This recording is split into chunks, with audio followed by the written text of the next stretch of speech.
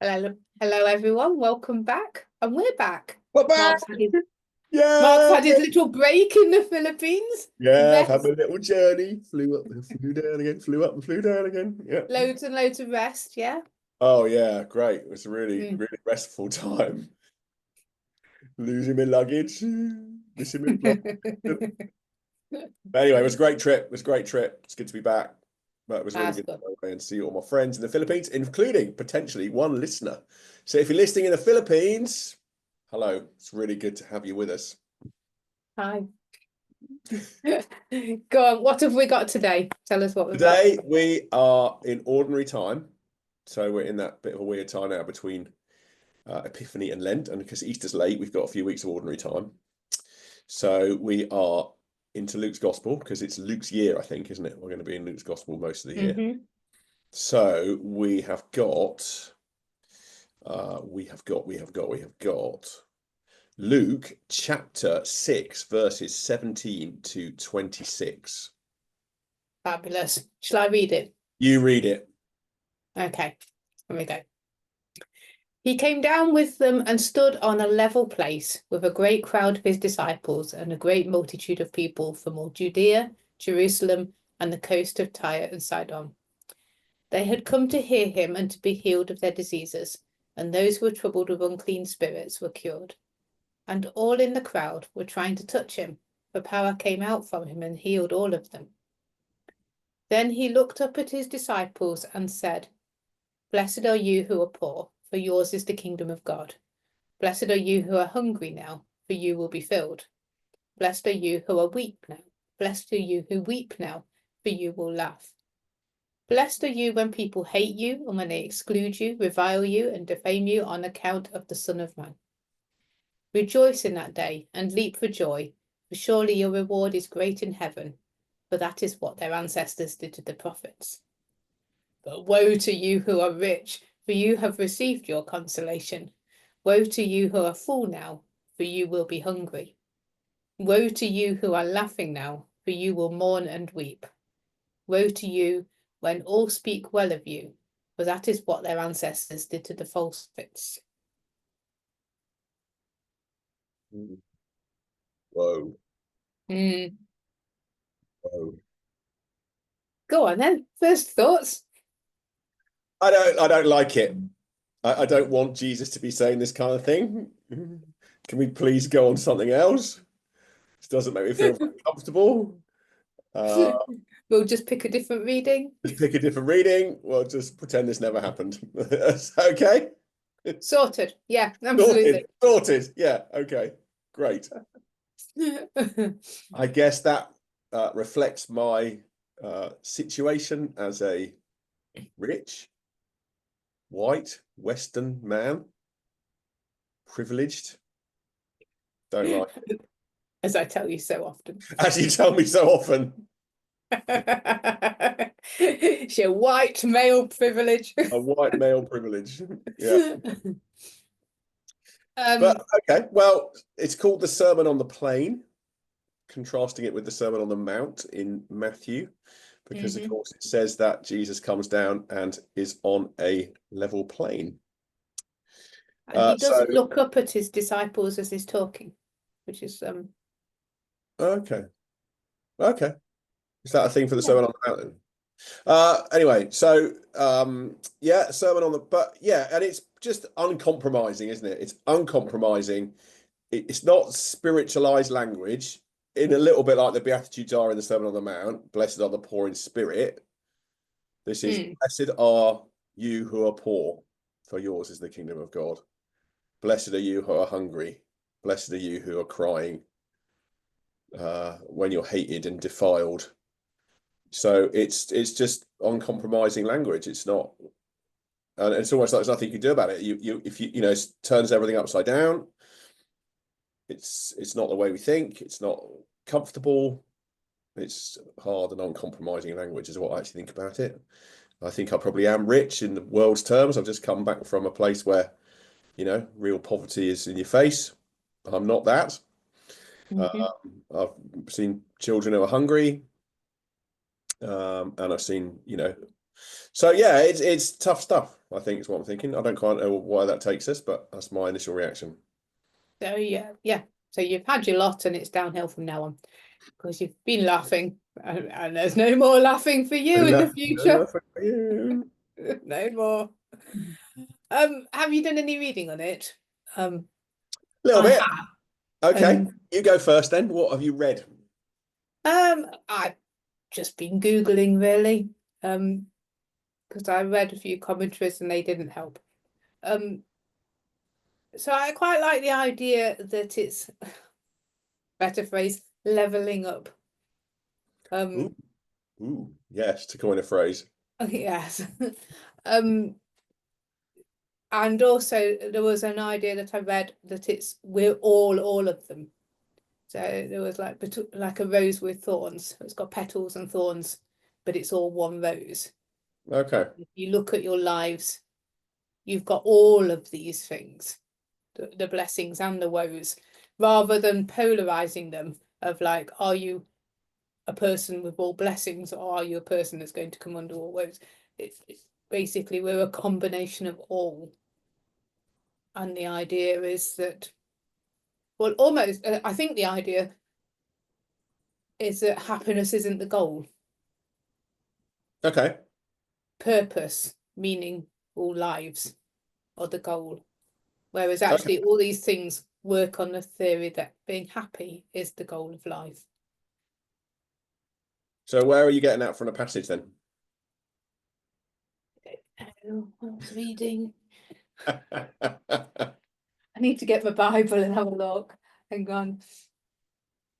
I'm just telling you what I read. You read, yeah. Okay, so I mean, I guess that's is sort of well, if you say, I mean, there is a truth in which, of course, everybody has stuff to deal with, to coin a phrase that I probably better not say on the podcast, but we Mm. all have stuff in our lives which is not comfortable. Um, and yes, money doesn't necessarily remove all of that. It is, No, I don't. I mean, I guess I liked it because I don't think it's helpful um to just kind of polarize those two views. And mm, also, he is talking to people of their time. I've said it before on the podcast, I'm sure, that they very much believed that money was a blessing from God yes, and that poverty was because you had done some terrible sin and therefore weren't being yes, blessed by God. So yes. there is an element of just leveling it all up, really.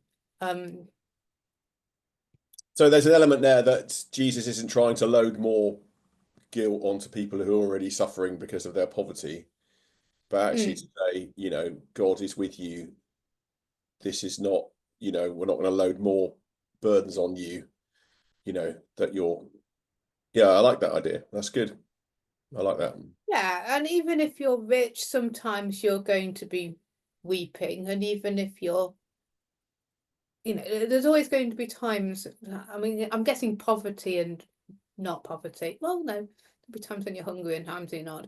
But Mm, but there will always be times when sometimes you're spoken well of, and there will always be times when sometimes you're not. So generally, people's lives are a bit of a mixture of both, yes, yes. I think. And I think it's almost balancing it out. And yet, also, I like holding on to that thing, that thought that you've got is that there is a blessing for the Mm. poor. That's not forgotten. That I don't just want to iron all of that out while also holding on to that truth that we all have these different parts of our lives. I think you got to try and I don't want to blunt Jesus' message so much that it says, oh well, it's not really about poverty or wealth or luxury or despondency. There is an element of that being here. I'm not sure it is about poverty. So yeah, okay. So you don't want to. Okay, so we are rich. What are we going to do about that? Are Well, we yeah. just is it just woe to us because we're rich then? Is that it? Have we all got to just be poor?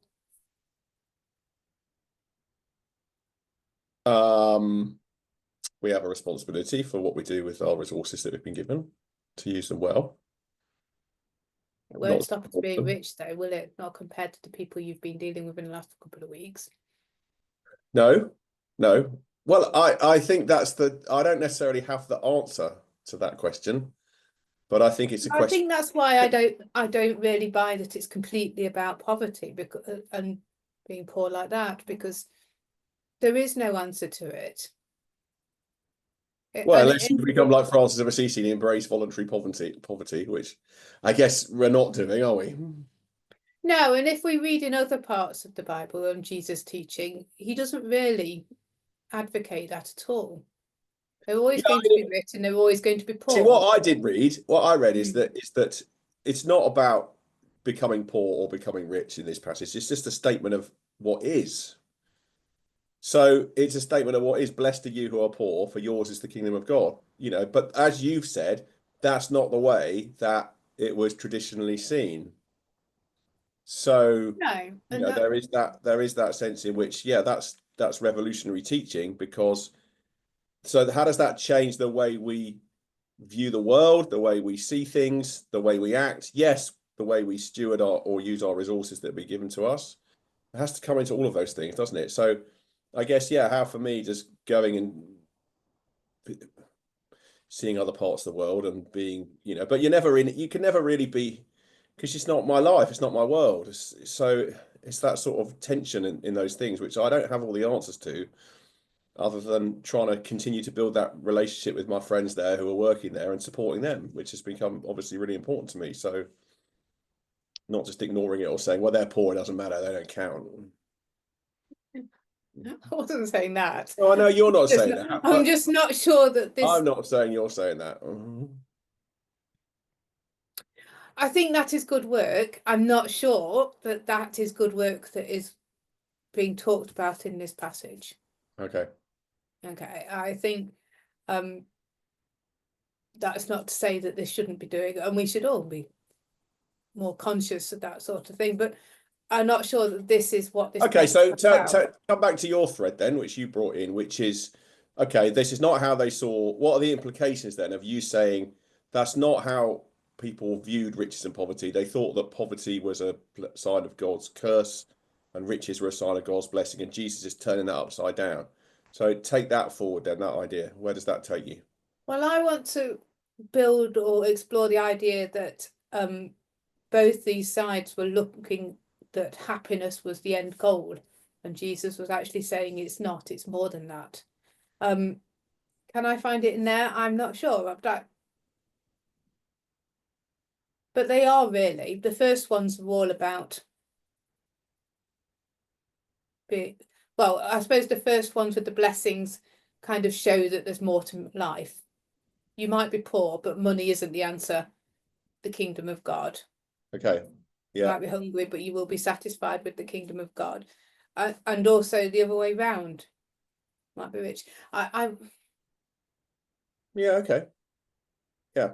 I think I would want to explore that more. I haven't done it before today, obviously, Yeah. as you can So tell. so in the blessings, there's that idea that, money isn't everything.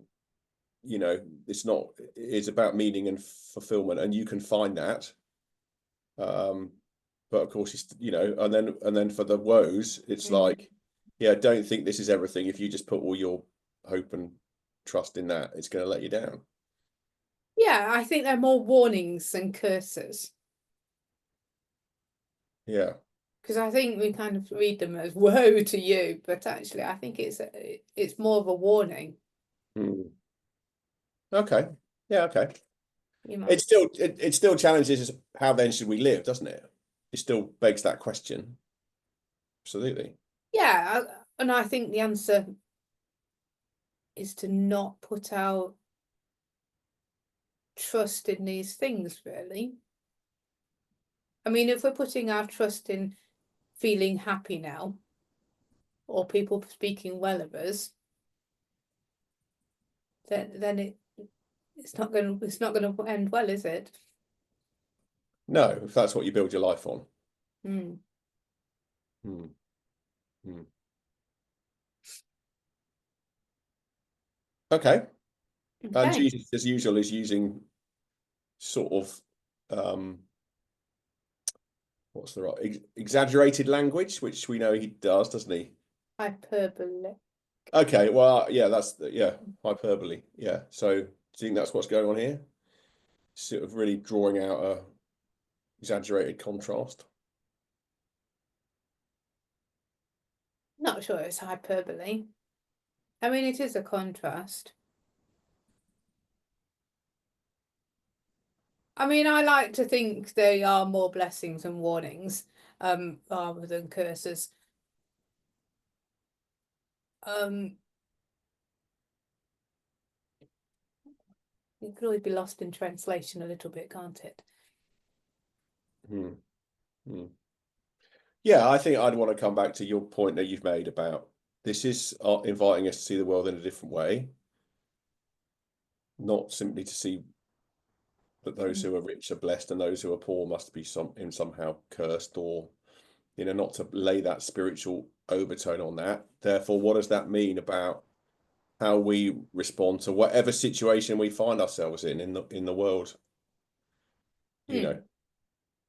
wherever we find ourselves and however we see ourselves, how do we respond in a way that is appropriate in the light of Jesus's teaching? Also, how do we respond to God? So, Hmm. if we're weeping, how do we feel that God feels about that? Hmm. Hmm. Is he only there when we're happy? Yeah. Or is he only there when we're sad? It works both ways, doesn't it? There are people that only turn to God because they're sad.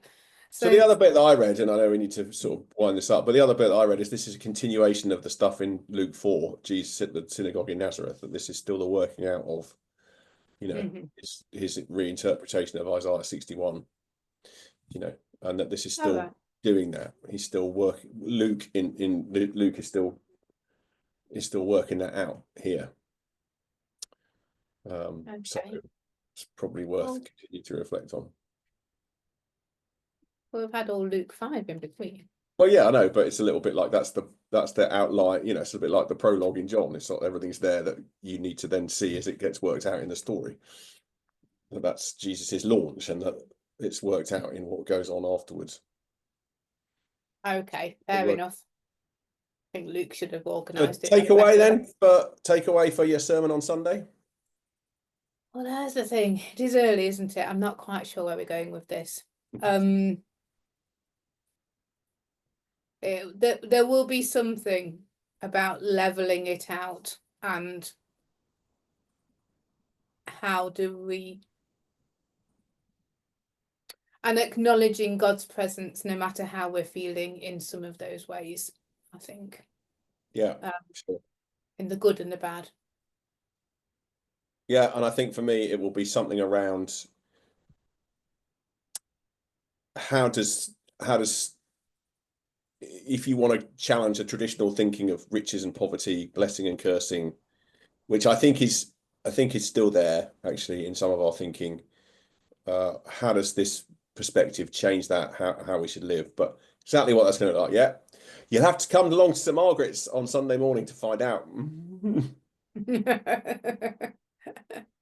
But if I you mean, live in I other have part of the just world, got sorry, one yeah, more go on. thought as you've said that, because there is the phrase the deserving and undeserving poor.